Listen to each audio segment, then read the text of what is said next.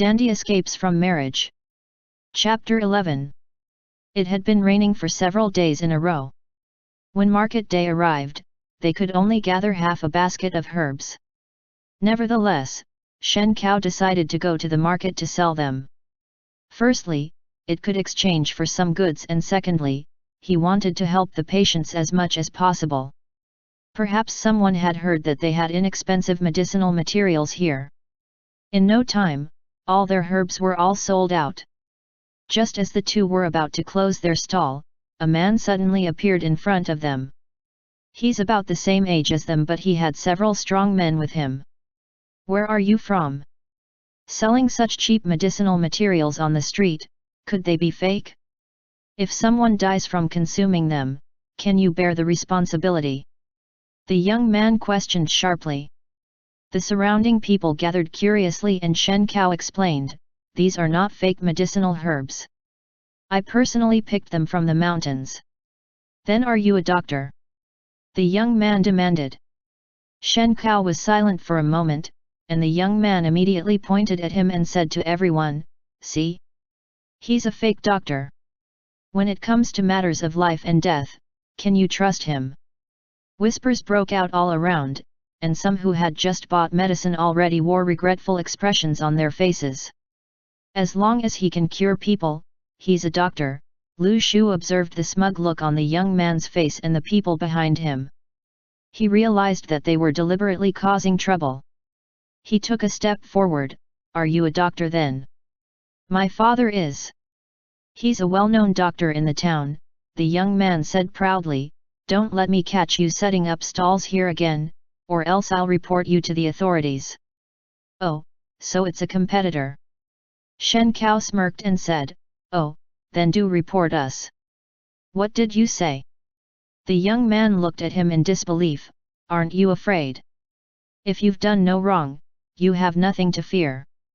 Let the authorities decide whether it's us, who are doing unprofitable business, or you, who are maliciously inflating medicine prices, who belong in prison." "I don't understand what you're saying." The young man pretended to be calm, but there was a hint of unease in his eyes. According to Article 347 of the law, those who disrupt market order and inflate prices shall be punished with imprisonment of 3 to 5 years. We have visited all the pharmacies in town, and we know the prices of each medicine. Do you need me to explain the details to everyone?" Lu Shu raised an eyebrow. Shen Cao unexpectedly glanced at him, a faint smile playing on his lips. The young man's face turned pale, his momentum weakened, and he took a step back. After a few whispers from the people beside him, he bravely lifted his head, pointed at Lu Shu, and cursed, "Just you wait for me. Don't let me see you again." With that, he arrogantly left with his men. With this little episode over, Lu Shu let everyone disperse. Turning his head, he found that Shen Cao had already picked up his basket and was ready to leave. He caught up with him in 3 or 2 steps, smirking, "How come you never praise me?" "You're amazing," Shen Cao said. Lu Shu was feeling quite proud when he heard him say that, but then Shen Cao continued, "You look very intimidating when you bluff." "How did you know I was bluffing?" Article 347 of the law doesn't even have that provision. Shen Cao hit the nail on the head. Lu Shu burst into laughter, pulling his arm and walking briskly. "I was just trying to scare him a little. I didn't expect him to be so clueless. But what if he found out?" "Well, that is if he's clever," Lu Shu chuckled, "but judging by his demeanor, he doesn't seem like a smart person. He openly revealed his background and brought people to disrupt our business. It seems he lacks brains. If it comes to a fight, I'm not afraid. I'm not someone to mess with." Shen Cao smiled, pondered for a moment and said, "But he did say something right. When it comes to matters of life and death, I indeed cannot bear the responsibility. After all, I'm not a legitimate doctor. It's better not to sell medicine anymore, especially since the weather is getting hotter and we can't gather much herbs anymore." "Okay," Lu Shu nodded, "but we need to think of a new way to make money." Yet, Shen Cao pondered for a moment, then suddenly felt a tap on his shoulder. "How much did we earn today? Can you give me the money?" Lu Shu asked eagerly. "What are you going to do?" Shen Cao inquired. "Just give it to me, then you go wait for me at the dumpling stall, I'll be back soon." Lu Shu left, but not before giving him some copper coins to buy dumplings, then disappeared in a flash.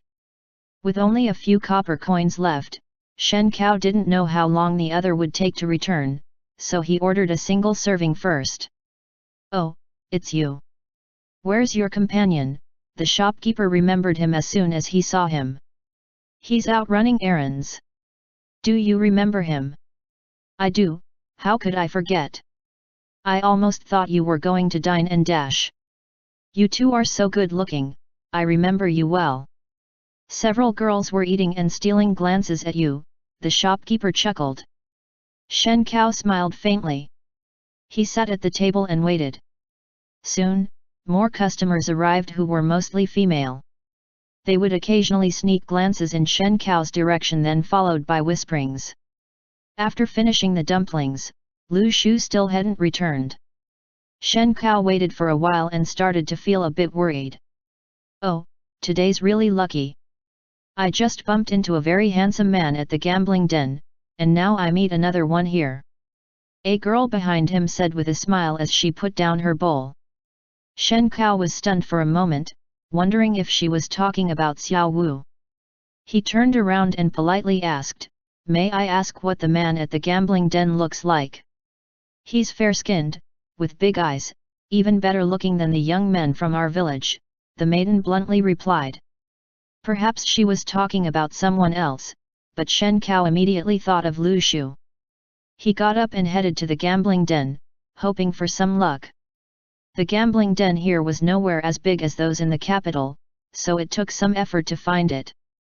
After asking for directions several times, Shen Cao finally found it tucked away in a corner. Before he even entered, he heard a lively voice saying, "I won, hurry up and pay up." Xiao Wu. As Lu Shu turned around, he spotted Shen Cao and waved excitedly, "Ah Cao, come here quick, we're on a winning streak." Shen Cao looked at the pile of copper coins in front of him and the uncontrollable smirk on Lu Shu's face. "You should eat something." "I'm not hungry." Lu Shu was still excited. It had been a while since he last played dice, and his hands were itching. Moreover, he was having a good day today and soon, he lost track of time. Shen Cao waited for a while on the side. Seeing him so excited, he said, "I'll head back first." After finishing a round of gambling, Lu Shu looked around but couldn't find Shen Cao's figure. He reluctantly ended the game, collected the copper coins in front of him, and left. As soon as he stepped out, he saw Shen Cao standing outside like a wooden stake. "Waiting for me?" Lu Shu smiled as he approached. Shen Cao glanced at him and turned to walk away. "Don't worry, I know what I'm doing. I have some skills. I won't lose money for sure." Lu Shu hurriedly caught up, almost wanting to tell him how he started gambling at the age of 5. "Once you step in here, few come out unscathed," Shen Cao said coldly. "There are many who have lost their entire family fortunes in this kind of place.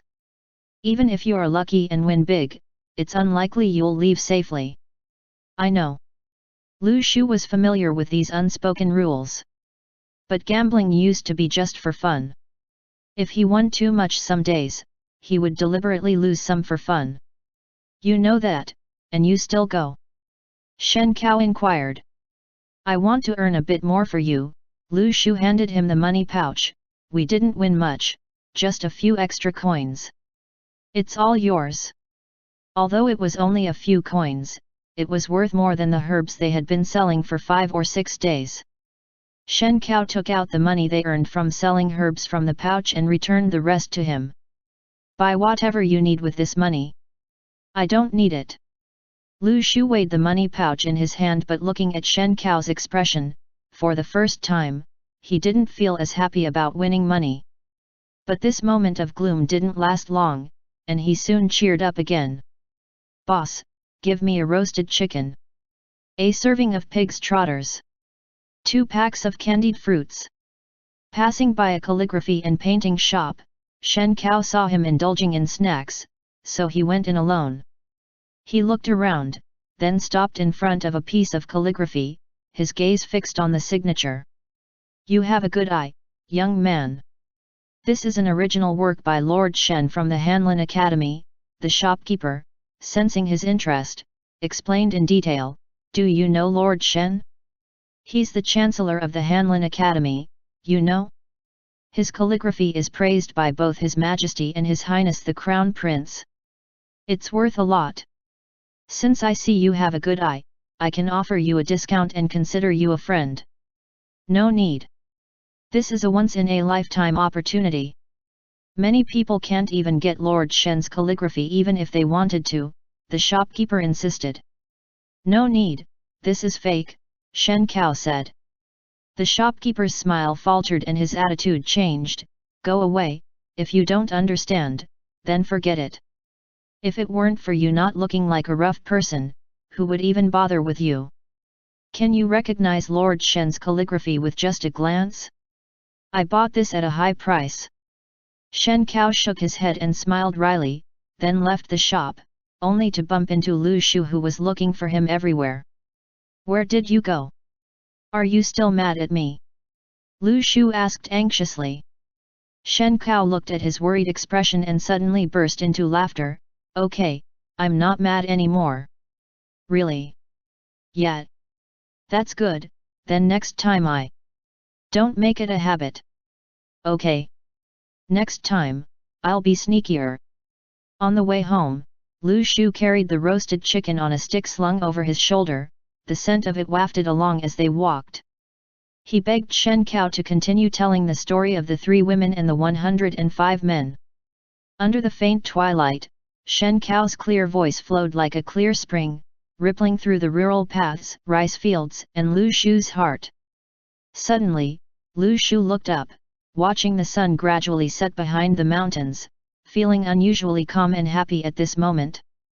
Ah Cao, I really like listening to your story, Lu Shu said with a smile. Shen Cao smiled, as long as you like it. Will you tell me stories in the future? When is the future? Even if we're not together, when we're far apart. Are you trying to make things difficult for me? Well, kind of. If we're not together, how can you tell me stories? Lu Shu felt happy and content thinking about the happy days they would spend together in the future, but then he began to feel sad about the impending separation. Meetings always end in farewells. Wait, why did they have to part ways? Ah Cao, do you want to make money? Lu Shu asked eagerly. Of course, I do. Then in the future, can you be my... Lu Shu struggled to think of a suitable position for him at home. Perhaps a bookkeeper would be good? Finally, he gritted his teeth and blurted out, Be my study companion. Shen Cao, ... Shen Cao looked puzzled. What do you need a study companion for? As decoration. Shen Cao, ... It's not a big deal, just study harder and read more books. Lu Shu said determinedly. Then where will you get the money? Hiring a study companion isn't cheap, Shen Cao reminded him. When the current emperor was still the crown prince, Shen Cao was almost selected as his study companion, but due to health reasons, he couldn't go. It's okay, I can work hard to earn money to support you. I can afford whatever you need, no matter how expensive. Lu Shu said. Well, then you better work hard, Shen Cao encouraged. I will, I can. Gambling won't cut it. Ah. Thinking about the happy days they would spend together in the future, Lu Shu laughed happily again. Along the way, they met Aunt Zhu who was returning from the fields. What are you laughing about, young man? You seem so happy, Aunt Zhu greeted with a smile. In the future, Ah Cao will be my study companion, Lu Shu happily told her. Well, that's good, being a study companion is, what's a study companion? Aunt Zhu laughed. Lu Shu quickly explained to her and she laughed, That's impossible, you're both grown-ups. Sooner or later you'll get married. When Ah Kao gets married, where will he find the time to be your study companion? Lu Shu's smile froze instantly. Married. With a snap, the roasted chicken fell to the ground. End chapter. Dandy escapes from marriage. Chapter 12. Lu Shu even hadn't thought about this matter. He only had the idea of being together with each other in the future, completely ignoring the fact that the other party still needed to marry and have children. When do you plan to get married? Lu Shu picked up the roasted chicken from the ground, patted off the dust on its paper wrapper with his face as dark as the sky, without a trace of sunshine. I don't have that plan for now, Shen Kao replied. Really? Lu Shu grinned and suddenly stood up. How long is for now? A month? 3 months? Or 3 to 5 years? I don't know, but it won't be within this year, Shen Kao said firmly. Lu Shu inexplicably became happy and then started to imagine his days when Shen Kao would serve as his study companion. After bidding farewell to Aunt Shu, the two continued on their way. Lu Shu exclaimed, once you become my study companion, I might really be able to study well. If I'm lucky, I might even pass the imperial examination. Shen Kao smiled and didn't burst his bubble. Instead, he casually asked, what about you? When do you plan to get married? I can't get married, Lu Shu suddenly felt lost. Why? Shen Kao encouraged him upon seeing his dejected look, don't lose heart, even though you're not wealthy, can't cook and don't get up early. You'd better have a but, Lu Shu gritted his teeth. But you have good looks and are clever, surely someone will like you, Shen Kao said. Being liked isn't enough, Lu Shu pursed his lips. Why? Shen Kao couldn't help but be curious. It seemed like this is the first time he had seen him so disheartened. In the past, I had too high standards and couldn't see the women around me, Lu Shu looked melancholic. Shen Kao waited for a moment but didn't hear the second half of the sentence, so he tentatively asked, what about now? Now, it's probably that they don't like me. Lu Shu rubbed his head in despair, lifted his head to gaze at the last hint of grey-white in the sky. Ah Kao, I'm finished. What happened exactly? Shen Kao asked worriedly, taking a leaf off his head. If there's anything, you can tell me. I'll definitely help if I can.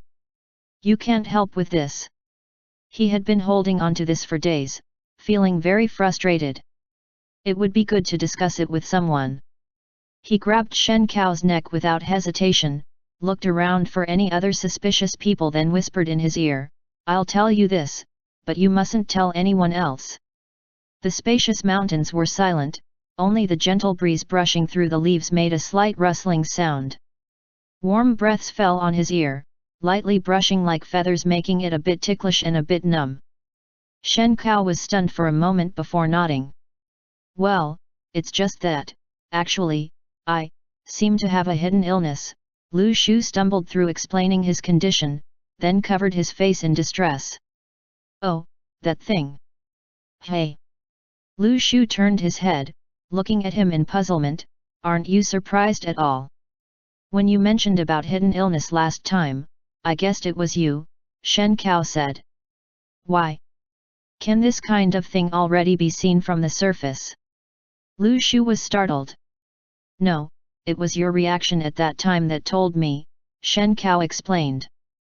So, it's just because my acting skills weren't good enough, not that my deficiency is so obvious that it shows on my face, Lu Shu patted his chest, soothing his almost scared heart that almost stopped beating. After a quiet moment, Shen Kao asked, are you sure it's a hidden illness? Have you seen a doctor? Not yet, but according to Sister Xiang's words, it's almost certain, Lu Shu lamented. If only he had known about his condition earlier, he might have found a good doctor in Jinling instead of moping around in this mountain valley, feeling miserable. What do you think I should do?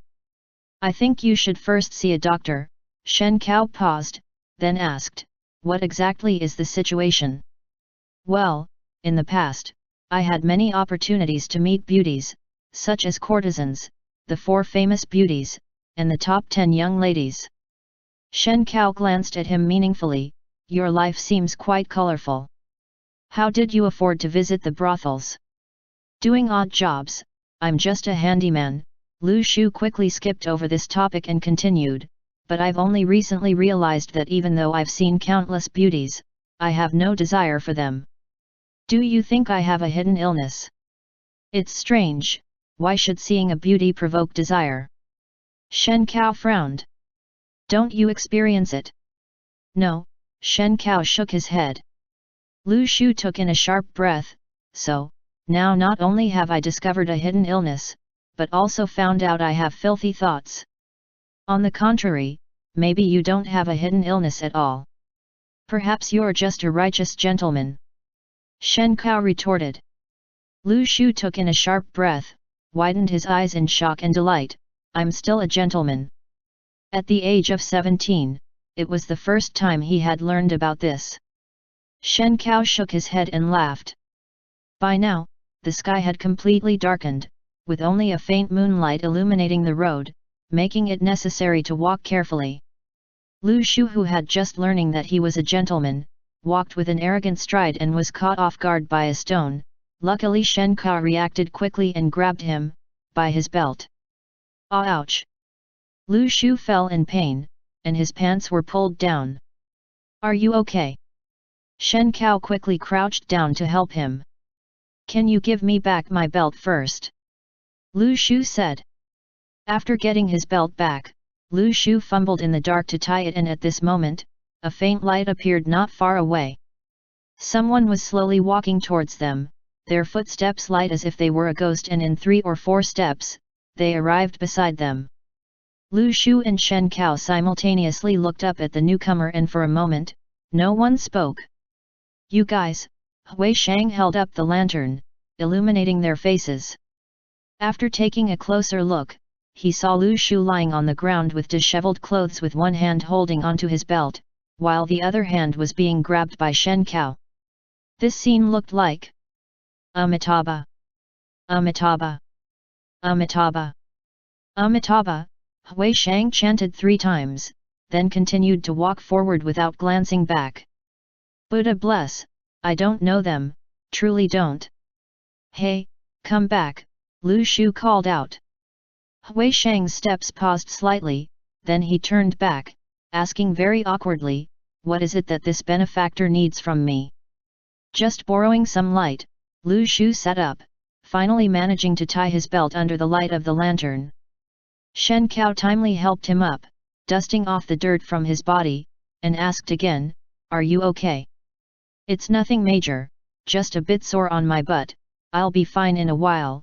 Lu Shu rubbed his butt. It's not that I'm saying. Hui Shang sighed heavily, his expression grave.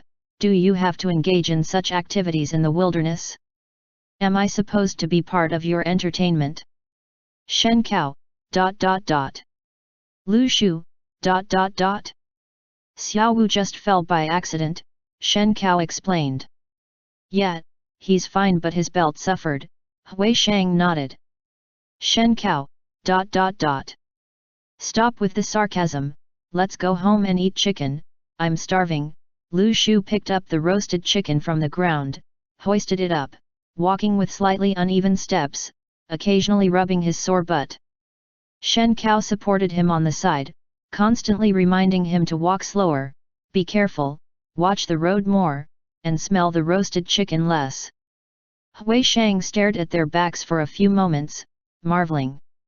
Thanks to Hui Shang's lantern, they safely returned home without another incident. Lu Shu dared not sit for long, standing with his butt clenched, bringing out all the food they bought today. Did you guys steal someone's meat today? Hui Shang looked at the 4 or 5 meat dishes on the table in surprise. Are you kidding? I bought this meat dishes fair and square. Lu Shu proudly swung his legs, accidentally hitting Shen Cao's leg, then chuckled, and handed him a chicken leg. Hurry and eat, it's a rare opportunity. Shen Cao thanked him and then looked at Hui Shang. Shall I prepare some vegetables for you? No need, I've already eaten, Hui Shang said. I came here specifically to find you guys. Shen Cao asked, what's the matter? Can I stay overnight here tonight? There was a hint of hesitation in Hui Shang's expression. Normally, no matter how late he stayed here, he would always leave and never spend the night. This time, it was somewhat unexpected. However, Shen Cao didn't press for the reason when he saw Hui Shang hesitating and simply nodded in agreement, no problem.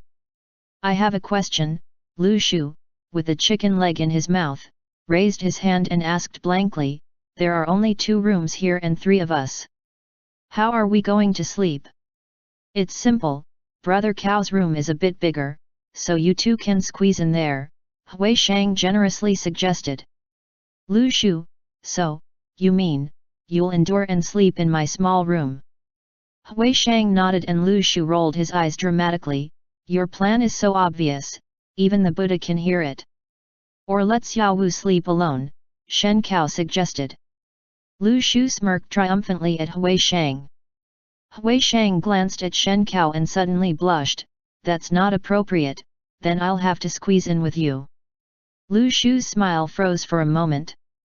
The thought of the 2 of them sharing a room felt odd to him. Just as he was about to object, Shen Cao said, you can sleep on the floor. Hui Shang's expression showed that he was feeling a bit hurt by Shen Cao's words. Otherwise, you can find another place to stay, Shen Cao suggested. Thank you, Brother Cao, sleeping on the floor is just fine, Hui Shang immediately changed his tune. In the quiet of the night, Hui Shang lay on the floor of the hall, looking at the rooms where lights were still on, one occupied by someone reading, and the other by someone doing handiwork. What are you doing? Hui Shang asked when he saw Lu Shu hunched over under the candlelight, his serious and focused expression piquing his curiosity. Done, mission accomplished. Lu Shu tossed aside the small knife and blew away the wood shavings. A dice was finished. He held it in his hand and rolled it a few times.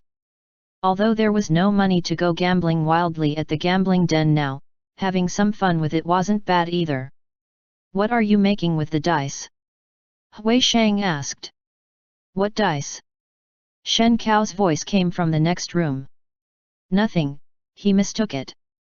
Lu Shu stuffed the dice under his pillow, turned around and walked over to Hui Shang to command him, you, go to sleep. I do want to sleep, but can you guys extinguish the candles first? Hui Shang said painfully. Sorry, right away. Shen Cao put down his book and also came out, poured a glass of water and stopped by the floor and asked with concern, is it comfortable to sleep here? Hui Shang struggled, what if it's not comfortable? Then overcome it. Hui Shang, ... Let's go, we should also sleep.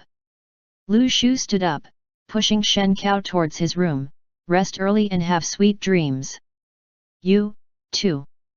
Shen Cao entered the room, turned around, grasped the door lock as he smiled slightly, boil some eggs tomorrow morning, wake up early. Okay. Lu Shu rubbed his hands eagerly, can I go back to sleep now? Yeah, go ahead. I'll leave after you close the door. Lu Shu leaned against the doorway. I'll close it after you leave. Shen Cao said softly. No, you close it first. You go first. No, are you guys driving me insane? Hui Shang threw off the covers and got up, one hand pulled Shen Cao's door shut, while the other pushed Lu Shu back into his room. Finally, the world quieted down. Amitabha. End chapter. Dandy escapes from marriage. Chapter 13. Hui Shang didn't explain the reason why he had to stay overnight, and the next day, he even left without having breakfast. When Lu Shu woke up, there was no trace of Hui Shang anymore. He habitually went to the kitchen, and upon seeing Shen Cao's figure with the usual smoke, it eased some of his morning grumpiness. Awake. Shen Cao heard the movement, turned around, and looked at him dazedly. With a slight smile, he said, go wash your face.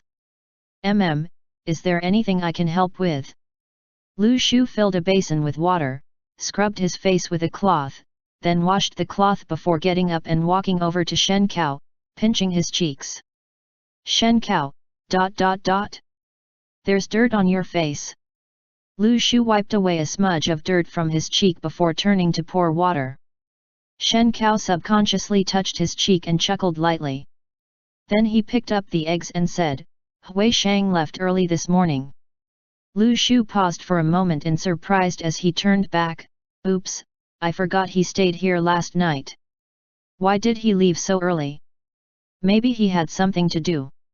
I've always been curious, how did you and Hui Shang meet? Why does he always come to you for alms? Is it because he's taken a liking to your empty house, or your terrifying cooking? Perhaps because I've never asked him why he became a monk, how old he is, where he's from, or if he's ever considered leaving the monastic life and getting married. Shen Cao said slowly. I see. Lu Shu nodded in understanding. He's afraid of being exposed, so coming to you just requires opening his mouth. Even if it's just a piece of crust, it feels like returning home.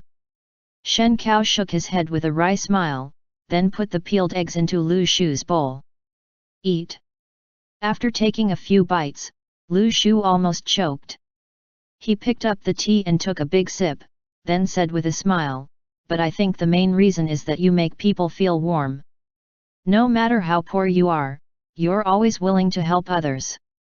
Just like now, even if there's only a little food, you'll still share some with me. I don't share food with just anyone. Shen Cao looked at him, his gaze falling on the overcooked eggs in his hand. Meanwhile, the other person kept eating the eggs and drinking tea as if they were eating some kind of delicacy with a smile on his face. I only share food with kind little fellows who don't mind my cooking and eat all my dishes. You think I'm kind?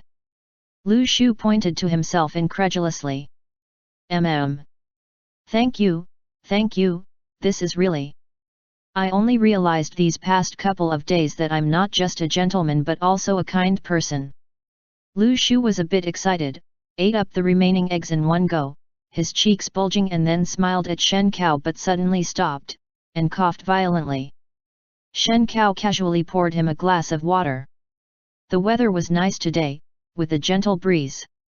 Since he wasn't selling herbs anymore, Shen Cao had to find something else to do. After feeding the chickens, the two of them went to the fields. Shen Cao had bought some pumpkin seedlings at the market yesterday, so they needed to plant them quickly while the weather was good. I'll loosen the soil first. Lu Shu picked up a small hoe and went to work in the fields, looking quite inexperienced.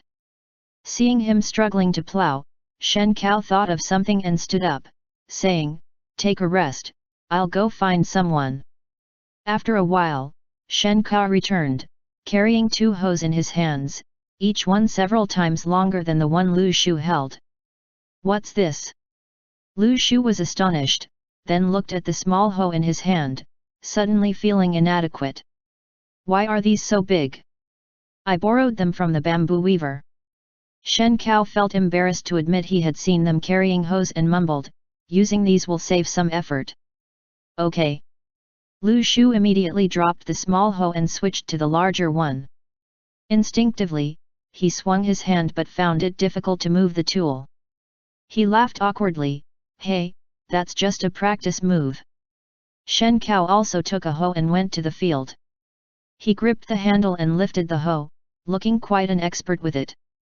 Lu Shu stared in amazement as he forcefully dug into the ground, stopping a few centimeters from the surface and turning back to ask, Like this? Should be, right? You look quite imposing. Lu Shu rubbed his chin, speculating. Shen Cao raised the hoe again, this time digging it into the ground with force. Then, with both hands, he pulled it out, causing a loud thud at the soil, and something else were unearthed. What's this? Lu Shu curiously walked over to inspect and found a stone which is quite heavy. He turned to look, noticing Shen Cao's hand trembling slightly. Are you okay? Lu Shu held his hand and rubbed it. Is it feeling numb? Shen Cao nodded, feeling embarrassed, and went to pick up the hoe again.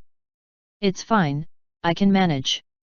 He swung the hoe again and was about to swung it down when he suddenly heard someone loudly calling his name. He instinctively turned around, and the hoe struck his shin. Ugh! Shen Cao dropped the hoe, holding his leg and hopping in pain. Ah cow! Lu Shu hurried to support him, then turned to look at the newcomer, furrowing his brows with a hint of displeasure. Aunt Zhu, why did you suddenly shout? Oh, I didn't mean to startle you. I just wanted to call out to Brother Cow. Why are you digging up my land? Auntie Zhu asked. Both of them were stunned. With one hand supporting Lu Shu's shoulder, Shen Cao slowly stood up, first looking at the ground beneath his feet, then raising his head to ask, "Is this your land?" "Yes." Aunt Zhu walked over and stood on the edge of the field. She then pointed to the boundary line in front, saying, "You've crossed the line. This is my land." Upon closer inspection, there was indeed a depression in the middle, which had been dug by Lu Shu with the small hoe, so he hadn't realized it was the boundary line. "Sorry, we didn't realized. We'll fill it up for you right away." Shen Cao apologized. "All right, make sure to fill it properly," Aunt Zhu instructed before going back to work. Shen Cao and Lu Shu glanced at each other, then chuckled awkwardly. "Let's get started. You go rest on the side. This was originally my mistake, and it's caused you to get hurt," Lu Shu said, feeling guilty. "It's okay, I won't get hurt again this time, and with two people, it'll be faster." Shen Cao swung the hoe again, thankful that this time, he didn't make another mistake. However, he wasn't very skilled and awkwardly filled the dug-up soil back into the hole. They became busy for the entire morning until they finally completed the futile task of digging and filling soil. In the distance, smoke rose, and by noon, the two returned home to cook, agreeing to finish planting the pumpkins in the afternoon. The afternoon sun was intense and not suitable for working outside, so they took a nap before continuing to work. Having become familiar with how to use the hoes, they swung them with some semblance of skill, though their movements were still stiff. After laboriously digging the ground, they began sowing the seeds. At last, Lu Shu shouted to the sky, pounding his arms and legs, feeling exhausted all over. He leaned on Shen Cao's clothes as they walked back home. There weren't many people on the road and they supported each other, silently returning home. They collapsed onto the mattress, too tired to speak. As the sky gradually darkened, the grayish sky reminded them it was time to make a fire and cook. However, they were too tired even to fetch water, let alone cook. "Ah cow!" Lu Shu weakly patted the wall, calling out to his neighbor, "How about skipping dinner tonight? Skipping a meal won't kill us." No Shen Cao could bear skipping a meal if he were alone, but with someone else in the house, he couldn't let them go hungry. So, he struggled to get up again, went to the kitchen to find something to eat, and pulled out a half basket of sweet potatoes given by the bamboo weaver. He said, "How about sweet potatoes for dinner tonight?" "Sounds good. Just eat them raw," Lu Shu suggested, lying on the mattress. "Raw? Are they delicious like that?" "Very delicious." Lu Shu remembered buying a pound of sweet potatoes from a farmer while on an outing with friends. They peeled them and ate them raw, it was juicy and sweet. "I'll try." Shen Cao hadn't eaten them raw before. After peeling the skin, he took a few bites. His eyes gradually lit up, and he quickly peeled another one, bringing it to Lu Shu's mouth. "Lu Shu, ... Lu Shu couldn't help but ask, "A big sweet potato and now there's only a thumb-sized piece left." "Yeah. All right." Lu Shu opened his mouth and took a bite, giving a thumbs up. "The sweet potato you peeled is indeed delicious, it has a whole different flavor." "You have such a mouth," Shen Cao chuckled. "Did you grow up eating honey?" "Yes, do you want to try?" Lu Shu grinned, then realized what he had said and widened his eyes, sitting up suddenly. Shen Cao raised an eyebrow, suspecting he had misheard. Try what? Lu Shu immediately covered his mouth, awkwardly forcing a smile. I was just joking. Although my mouth is sweet, my brain is dumb. Shen Cao. Surprisingly, he had such a clear self-awareness. After eating raw sweet potatoes and feeling exhausted, Shen Cao noticed Lu Shu was groaning in pain whenever he moved, so he patted his shoulder and said, "Go to your bed and wait for me. Take off your outer clothes." "What are you going to do?" Lu Shu looked at him in horror, fearing what might be coming, and began to cautiously cover his lips. "Shen Cao. Shen Cao said in a low voice, "I'll give you a massage to soothe your muscles and bones." Lu Shu started clutching his chest again, remembering the trauma from last time. "Are you really going to massage me? Last time was acupressure. This time, it shouldn't hurt." Shen Cao reassured. "Well, I'll reluctantly trust you one more time." The night was dark and the wind was high. There were bird calls in the forest which was not particularly melodious and occasionally even startling. If travelers were timid, they might get scared.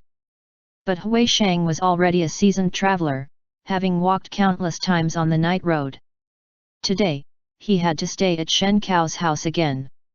The courtyard door was not closed, so he walked into the main hall and saw that Shen Cao's room was empty. Just as he was puzzling over it, a muffled groan suddenly came from the adjacent room, followed by a long moan. "Hui Shang. How about that? I told you it wouldn't hurt this time, didn't I?" Upon hearing Shen Cao's voice, Hui Shang's expression turned horrified. "It's barely dark, and you guys. Couldn't you at least close the door? This time it's okay, but last time you really almost killed me." Please be gentler this time," Lu Shu said. Hui Shang took a sharp breath, recalling last night when he encountered Lu Shu looking disheveled on the road, and nodded as if he had suddenly realized. "I knew it, I just knew it." Feeling it was not suitable to stay any longer, he turned to leave but heard his own name. "Seems like there's someone outside. Could someone have arrived?" Lu Shu asked. "It might be Hui Shang," Shen Cao speculated. "Brother Cao, you really are my good brother, to guess it's me just from a shadow." Hui Shang was deeply moved. "It's perfect timing. Let's have him try this, too," Shen Cao said. "Hui Shang. Lu Shu, sure, but wait for me to put on some clothes before opening the door." Hui Shang. You guys are shameless. You don't even spare monks. End chapter. Dandy escapes from marriage. Chapter 14. Just as Hui Shang was pondering whether to let them perish together or to perform on-the-spot exorcism, the door opened. In the dim light, a man was laying on the bed, his hair disheveled, lazily rubbing his back. He glanced over at him and then averted his gaze.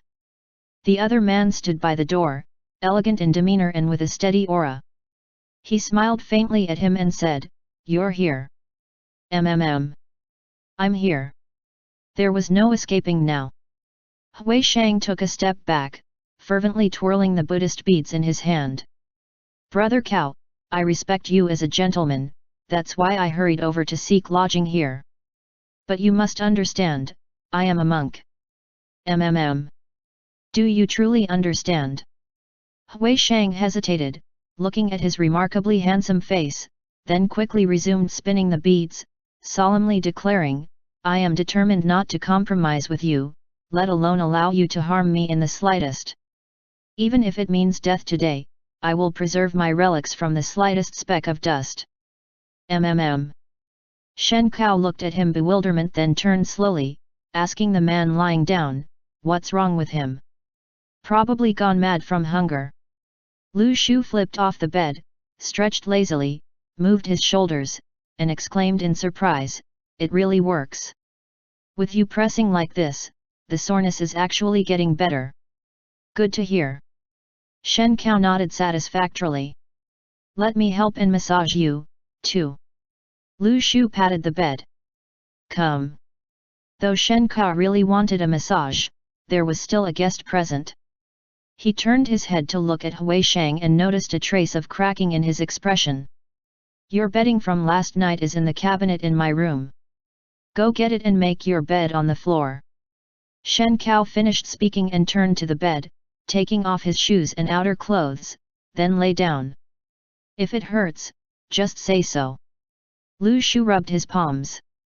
You, Hui Shang, who had been standing at the door for a long time, finally moved closer to the bed when he saw Lu Shu kneeling on both sides of Shen Kao, massaging him.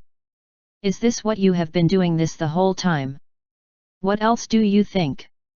Lu Shu turned his head and asked, while Shen Kao also turned his head to look straight at him. Hui Shang, ... Hui Shang scratched his head awkwardly, circled in place for a moment, then slowly approached the bed. I think I just heard you guys saying that you will let me try, too. I've been on the road for half a day, my whole body is aching. Aren't you afraid of us dirtying your relics? Lu Shu asked, obviously displeased as he looked at him. Hui Shang vigorously shook his head. Come on. Lu Shu pushed Shen Kao aside, letting Hui Shang lie down. Hui Shang's expression brightened and immediately laid down, but then heard Shen Kao softly say, take care. Just as he was puzzling about it, a heart-wrenching pain surged through his back. Ah! Hui Shang endured the intense pain, continuously twirling the Buddhist beads and sweating profusely. Buddha, Buddha, please bless me. After tormenting the smelly monk for a while, Lu Shu handed him over to Shen Kao, who comforted him. It's all right, he didn't hurt you that much. I've been studying medical techniques for bruises and injuries recently, so I can give it a try. You've worked hard. Not hard, just unfortunate. Hui Shang felt like crying without tears. After being busy for a few days, they finally finished planting all the vegetables, but they had no idea what to do next. Every seed that can be planted has been planted. Since we can't sell herbs anymore, we don't have income and no money to buy other seeds. We need to find a new way to make a living. Shen Kao fell into contemplation, realizing that despite years of studying the classics, he had no place to apply his knowledge in this rural area. No one here needed him to recite poetry, discuss politics, and farming clearly wasn't his forte. The business of bamboo weaving seems to be doing well. I noticed that everyone in the village goes to the bamboo weaver to buy things. How about we go and apprentice ourselves to him? Lu Shu suggested, secretly dreading the laborious work of farming. If they had to choose, it was better to learn a trade that was at least less exhausting. That's a good idea. The two of them decided to learn, and after dinner, they carried a basket of food and went to seek apprenticeship. You haven't finished eating this sweet potato yet. The bamboo weaver opened the door and paused upon seeing them, looking down at the contents of their basket. Lu Shu, ... Shen Kao, ... Oops, it seems this sweet potato was the one he gave them. Lu Shu smiled awkwardly and said, we saw the sweet potato and thought of you, big brother, so we came to visit. Have you eaten already? I was just eating, the bamboo weaver replied. Seeing no reaction from them after a moment, he continued, would you like some more? No need, we've already eaten. Shen Kao smiled. In that case, why aren't they leaving yet? The two looked at him eagerly. He lowered his head halfway, as if he had made up his mind, and invited them, then come in and have a seat. Okay, we won't stand on ceremony then. Lu Shu smiled and quickly entered the courtyard with Shen Kao. This was their first real visit to the bamboo weaver's home. Previously, Lu Shu had only glanced from outside and Shen Kao had been in the yard but wasn't invited into the house.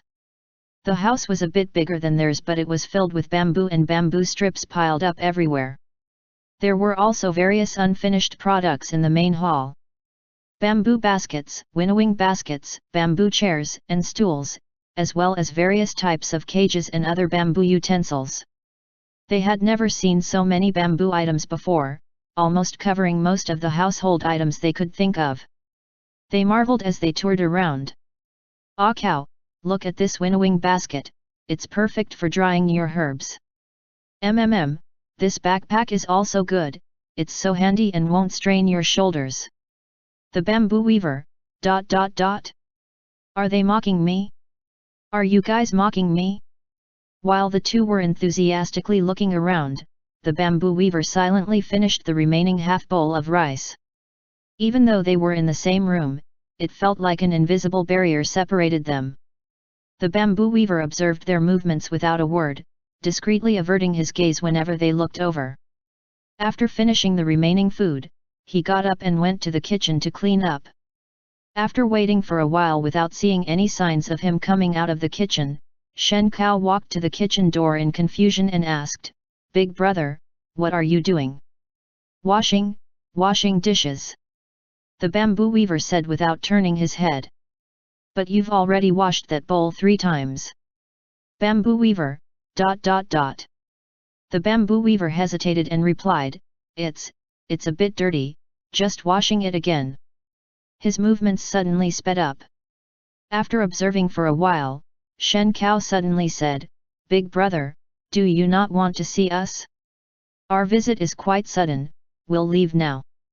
No, it's not like that." The bamboo weaver hurriedly stopped him, turned around to look at him and rubbed his hands. "I'm just not used to having visitor at home. Especially with someone unfamiliar." This brother Cao had been in the village for almost half a year now. Although he haven't interacted much with the villagers, people have slowly gotten used to having him around. But recently, this Xiao Wu brother popped up, and he hasn't quite adapted yet. Shen Cao glanced around the kitchen. There were only a few things there, but they were all placed untidily. Without a female head of the household to tidy it up, the house was messy, so people in the village didn't really like to visit him. The bamboo weaver himself had a stern face and wasn't good with words, making him somewhat difficult to get along with. Moreover, he was a widower, so women naturally didn't dare to visit him alone to avoid any gossip. So, he had gotten used to living alone and occasionally taking on business from the villagers. Most of the time, he would do his work alone and went to the market to sell things every now and then. Although it looked lonely, he had gotten used to it, and when one got used to something like this, they wouldn't feel so lonely anymore. That complicates things. Shen Cao pondered. What do you want from me? It's a well-known principle that one doesn't enter a temple without reason, so the bamboo weaver naturally understood this. Since they hadn't spoken up on their own, he had waited until now. Well, we want to learn some craftsmanship from you. Are you willing? Shen Cao paused, then continued, if you find it troublesome, you can just refuse us. It's troublesome. All right. Shen Cao didn't want to inconvenience others, so he politely nodded and smiled, then we'll leave you alone. Wait. The bamboo weaver suddenly stopped him. What I mean is, this craft is very troublesome. Shen Cao looked at him slowly, a hint of amusement rising in his eyes. Are you saying you are willing to teach us? Have you made any progress? After wandering around for a while, Lu Shu returned and heard Shen Cao's words. He immediately approached. Can we proceed with the formalities and kowtow to apprentice ourselves? No need to kowtow. The bamboo weaver waved his hand quickly. As long as you are willing to endure hardships. We can endure hardships, we can endure hardships. Lu Shu hurriedly replied. If they couldn't endure hardships, they'd have to endure the northwest wind. So, it was settled. Starting from tomorrow, they would come over to learn the weaving craft. On the way back, the two of them discussed whether they should still give the master-apprentice ceremony once they earn some money. Don't judge him by his stern appearance. I think he's actually quite nice. He doesn't accept gifts, nor does he fear teaching disciples who were starving to death. Lu Shu said. Yeah, so we must learn well. Okay. The next day, the two of them went to the bamboo weaver house with great enthusiasm, and the first thing they did was to follow him up the mountain to cut bamboo. On the way, the bamboo weaver remained silent, leading the way in front, while Lu Shu and Shen Cao followed behind, chatting away. Ah Cao, look, there seems to be a dragonfly over there. I really want to go catch. No, you can't. Shen Cao pointed to the bamboo weaver ahead, signaling for him to keep up. Lu Shu ran a few steps forward, a piece of bamboo leaf already in his mouth, and like a pair of brothers, he hooked his arm around the bamboo weaver's shoulder and asked, "Master, how much farther is it?" The bamboo weaver froze all over, unable to move. Shen Cao shook his head and pulled him back. The bamboo weaver was finally free to walk briskly ahead, saying without looking back, "Almost there." Lu Shu couldn't help but laugh, whispering to Shen Cao, "Why is he so easily embarrassed? He's probably not used to it." Shen Cao said.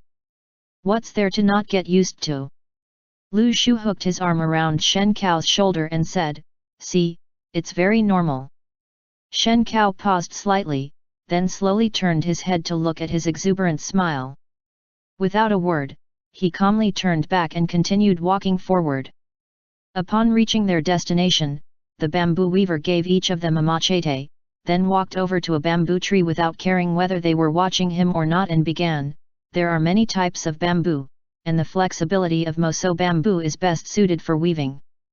This is a moso bamboo forest, although there are occasionally a few other types of bamboo, so you need to be careful to differentiate them." Shen Cao nodded on the side. "All right, let's begin." After the bamboo weaver finished speaking, he swung his machete down, creating a crack, and then made one or two more cuts around it. The top of the bamboo tree started to sway, and the bamboo fell downward. Seeing this, the two followed suit, each finding a bamboo tree. Soon, Shen Cao had chopped down a tree, suddenly feeling a strange sense of satisfaction. The bamboo in his eyes was no longer just a type of plant, it was now a means of sustenance. He looked around and saw Lu Shu crouching with his back to him. He was swinging the machete vigorously, but the bamboo was not budging. He asked, "Xiao Wu, have you finished cutting? Guess what good thing I got?" Lu Shu excitedly held up what was in his hand for him to see. "It's bamboo shoots. We can eat bamboo shoots." "That's great." Shen Cao suddenly paused. "But, I don't know how to cook bamboo shoots." "Forgot about that." Lu Shu quickly comforted him, "It's okay. You don't know how to cook other dishes either, but you still manage to make them, right?" "True," Shen Cao thought for a moment and realized that was indeed the case. "All right, let's fry them today." After watching for them for a while, the bamboo weaver couldn't take it anymore and walked over to them and said, "You've damaged all the bamboo shoots. Hey! Aside from the part that's sticking out, there's still a root below. You have to dig around it and unearth the root." The bamboo weaver demonstrated once, and Lu Shu finally understood, digging back in. An hour later, the bamboo weaver had chopped the bamboo into several pieces and carried them on his shoulders, ready to go home. Shen Cao also followed suit, moving a bit slower, but he managed to remove the small branches from the bamboo and carried it forward. "Xiao Wu, let's head back." "Coming." Lu Shu, holding several bamboo shoots, caught up, his gaze following Shen Cao's figure. Seeing his shoulders slightly bent under the weight of the bamboo, his long fingers holding onto the bamboo, panting along the way, he felt a pang of pity, thinking he shouldn't be doing this kind of work here. After a moment of contemplation, Lu Shu suddenly shouted, "Ah Cao, I know what you can do." "What?" Shen Cao instinctively turned around, and the bamboo on his shoulder swung as well. Caught off guard, Lu Shu quickly ducked down to avoid being hit by the bamboo. "Sorry." Shen Cao apologized. "It's okay. I mean, I suddenly came up with a good idea that's perfect for you." Lu Shu stood up, and the bamboo swung again as Shen Cao turned back. Lu Shu instinctively leaned back to avoid the attack. The bamboo weaver turned his head and saw this scene, a look of envy and nostalgia flashing across his stern and taciturn face. Indeed, it's good to be young. End chapter.